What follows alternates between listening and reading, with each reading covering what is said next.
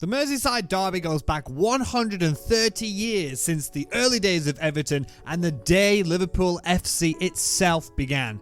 Liverpool was formed to replace Everton FC, which had originally played at Anfield, which is still the home of Liverpool today. A dispute arose between Everton's committee and the owner of Anfield, John Holding, resulting in Everton FC moving to a different location and leaving Anfield vacant. On March 15th, 1892, Liverpool FC were founded and the rivalry was born. The disagreement stemmed not just from a financial viewpoint, but also a political and religious one. Holding and Liverpool being conservative and Orange Order members, whilst Everton's new chairman George Mahon was a liberal Home Rule advocator.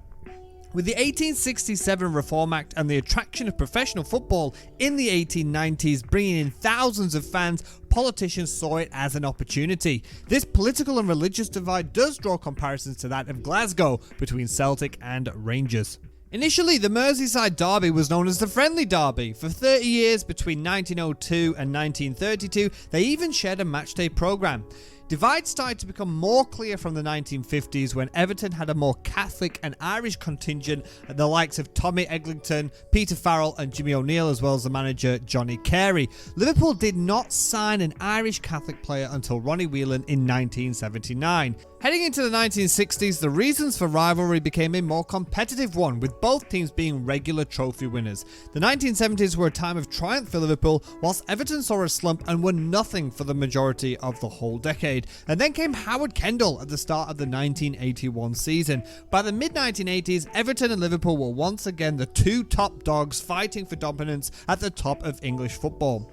In the 1985-86 season, Everton and Liverpool would go head-to-head for the league and FA Cup titles. Liverpool took the title by just 2 points, and despite being behind 1-0 at half-time, they also took the FA Cup back to Anfield with a 3-1 win. The 1985 Heysel disaster, where 39 Italian and Belgian fans were killed during the Liverpool vs Juventus European Cup final, saw English teams banned from Europe for 5 years and Liverpool for 10 years reduced to 6. The champions of England that season were Everton, who were now not allowed to play in Europe due to what had happened during that infamous cup final. Speaking of disasters, following the Hillsborough disaster of April 15th, 1989, in which now 97 Liverpool fans lost their lives, rivalries were put aside and the city was united in grief, as there are many families in Liverpool filled with both red and blue people.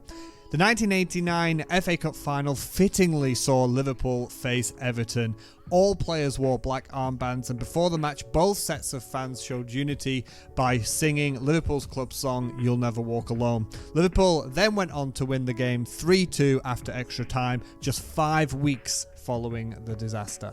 The 90s weren't a glorious time again for Everton, but the signing of Peter Beardsley and Gary Ablett stoked some of that old tension between the two Merseyside clubs, with Beardsley becoming only the second man to score for both teams as Everton beat Liverpool in the first derby game of the Premier League era in December 1992.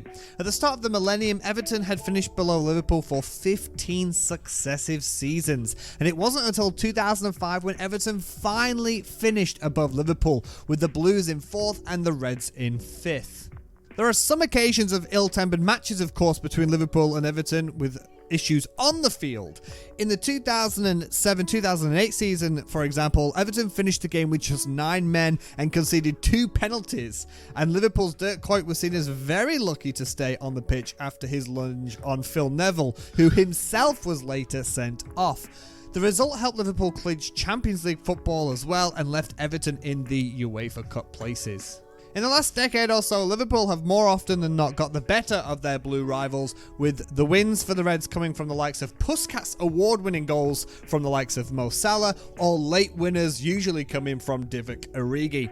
By 2020, Liverpool had failed to be beaten by Everton in the previous 23 games, setting a record for an unbeaten run against one single club opposition.